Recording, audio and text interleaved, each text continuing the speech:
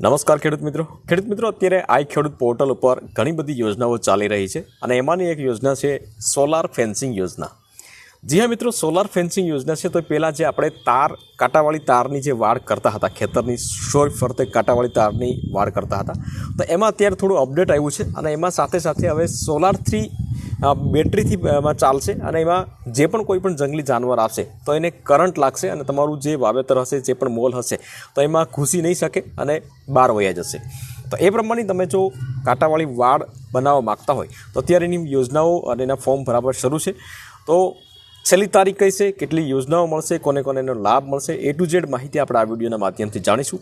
તો વિડીયોને લાસ્ટ સુધી જોતા રહેજો। તો ચાલો શરૂ કરીએ।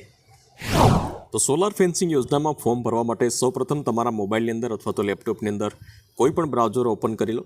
બ્રાઉઝર ઓપન કર્યા પછી તમારે લખવાનું રહેશે આઈ ખેડૂત લખશો એટલે અહીં આઈ ખેડૂતની ઓફિશિયલી વેબસાઇટ આવી જશે। તો એના ઉપર આપણે ક્લિક કરી લઈશું। એના ઉપર ક્લિક કરશો એટલે આ પોપઅપ આવશે કે અત્યારે કેટલી યોજનાઓ ચાલી રહી છે અને એના લાસ્ટ ડેટ કઈ છે, તો એના આપણે અહીંથી ક્લોઝ કરી દઈશું। અને અહીં તમે જોઈ શકો છો યોજનાઓ, તો એના ઉપર આપણે ક્લિક કરી લઈશું। એના ઉપર ક્લિક કરશો એટલે અહીંયા ખેતીવાડીની યોજનાઓ માટે અહીં ક્લિક કરો, તો એના ઉપર આપણે ક્લિક કરી લઈશું। એના ઉપર ક્લિક કરશો એટલે અહીંયા આ કૃષિની યોજનાઓ છે, ટ્રેક્ટર ટેલર લેવા માટે, ડ્રોનથી છંટકાવ માટે અને પાવર ટ્રિલર કરીને છે, માલવાહક ગાડી જો તમે લેવા માગતા હોય તો એના માટે સબસિડી 75,000 છે, જેના ઓલરેડી વિડીયો આપણે બનાવી દીધા છે।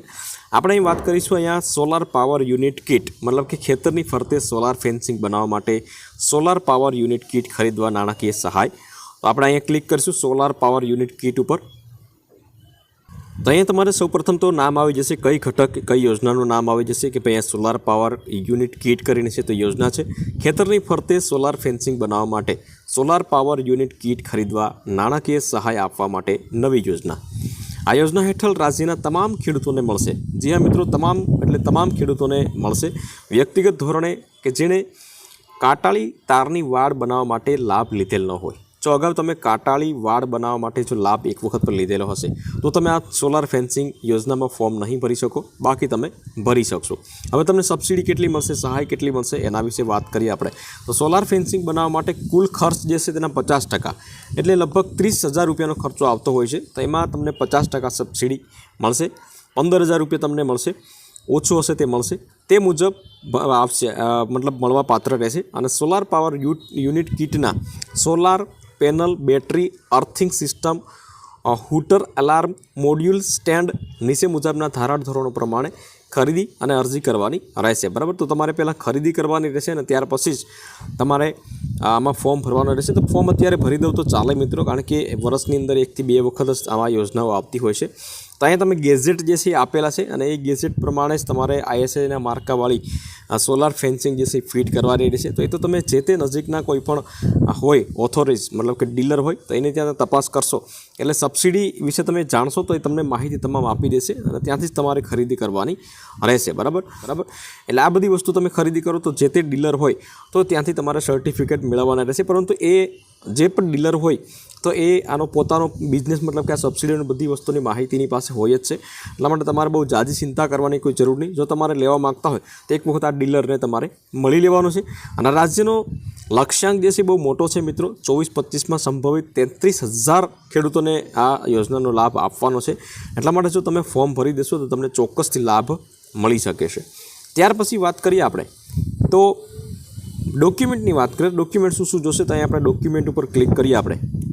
તો ડોક્યુમેન્ટમાં તો મિત્રો આમાં એક જ લખેલું છે સાધન ઓજારની ખરીદીનું બિલ, મતલબ કે તમે જ્યાંથી પણ તમે ખરીદી કરો, બરાબર, તો એનું બિલ તમારી પાસે ટીન નંબરવાળું હોવું જોઈએ ને ટીન નંબરવાળું GST વાળું તમને બિલ ત્યાંથી બનાવી જ આપશે।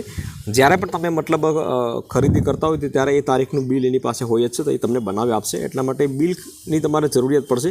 બાકી બધું સિમ્પલ વસ્તુ 7/12, 8 આધાર કાર્ડ, રાશન કાર્ડની જરૂર નહીં પડે, પરંતુ બેંકની પાસબુક, આ બધી વસ્તુના ડોક્યુમેન્ટની તમારે જરૂર પડશે।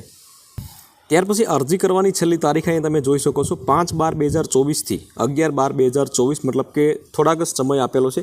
એમાં ઘણા બધા ખેડૂતો ફોર્મ નહીં ભરી શકે, કારણ કે એને ખ્યાલ જ નહીં હોય કે આના ફોર્મ શરૂ છે। તો તમે ફોર્મ ભરી દેશો તો તમારો વારો ચોક્કસથી આવી શકે છે। અરજી કરો, એના ઉપર ક્લિક કરવાનું છે તમારે, તમે તમારી રીતે પણ ફોર્મ ભરી શકો છો અને બીજે ક્યાંય પણ તમે ફોર્મ ભરી શકો છો।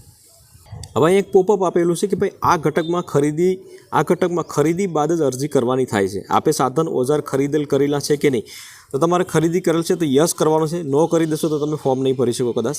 તો આપણે અહીં યસ કરી દઈશું. ત્યાર પછી તમારે અહીં સોલાર પાવર યુનિટ કીટ કરીને છે તો એ આવી જશે. અહીંયા તમે અરજદાર છો, રજિસ્ટર્ડ છો અગાઉ, તો આપણે હા અથવા તો ના કરી દેવાનું છે, બરાબર. જો પહેલાં કોઈ વખત ફોર્મ ભરેલું હોય તો હા કરવાનું, બાકી પછી તમારે ના કરીને અહીંયા આગળ વધી જવાનું છે. અહીં નવી અરજી કરવા માટે અહીં ક્લિક કરો તો એના ઉપર આપણે ક્લિક કરી લઈશું.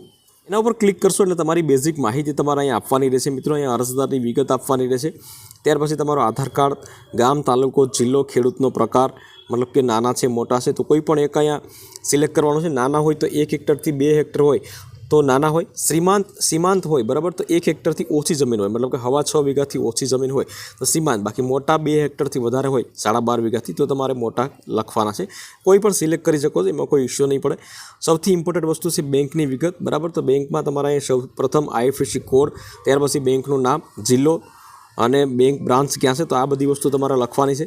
જમીનની વિગત તમારે લખવાની છે અને ત્યાર પછી તમારે જિલ્લો, તાલુકો અને ગામ આટલી વસ્તુ કરવાની છે. હવે લાસ્ટમાં મિત્રો એ આવ્યું છે મિત્રો કે RTO registration, central unit code, serial ક્રમાંક, બિલ નંબર, બિલ તારીખ, આ બધી વસ્તુ જે છે તમારે આમાં કમ્પલસરી લખવી પડશે મિત્રો. તો તમારે જે તે સમયે મતલબ આમાં અરજી કરો તો તમારે આ બધી બિલ તમારી પાસે હોવા જોઈએ અને તે પછી તમે અરજી આમાં કરી શકશો. તમે નો કરશો, બરાબર, તો પછી આગળ શું આવે તમારે તપાસ એક વખત કરી લેવાનું છે. બાકી તમે યસ કરશો કે હા ભાઈ અમે સાધનો જે છે તારને આ બધી વસ્તુ ખરીદેલા છે તો એના બિલ, ટીન નંબર, આ બધી વસ્તુ આમાં નાખવા જોશે અને ત્યાર પછી તમારે અરજી સેવ કરવાની રહેશે. અરજી સેવ કરશો ત્યાર પછી તમારે એક નંબર આવશે અને એમાં તમારે અહીંયા અરજી કન્ફર્મ કરો તો એના ઉપર ક્લિક કરીને પ્રિન્ટ આઉટ કરવાની છે, બરાબર. પ્રિન્ટ આઉટ કરીને તમારે ક્યાંય દેવા જવાની નથી, તેમ છતાં પણ તમારે નજીકની જે ખેતીવાડી ઓફિસ હોય ત્યાં તમારે તપાસ કરી લેવાનો છે. તો આ પ્રમાણે તમે સોલાર ફેન્સિંગ યોજનાનો લાભ લેવા માગતા હોય તો તમે ફોર્મ ભરી શકો છો મિત્રો. વિડીયો ગમ્યો હોય તો વિડીયોને એક લાઇક જરૂરથી કરી લેજો, શેર કરજો અને ચેનલ ઉપર નવા આવ્યા હોય તો ચેનલને સબસ્ક્રાઈબ જરૂરથી કરી લેજો.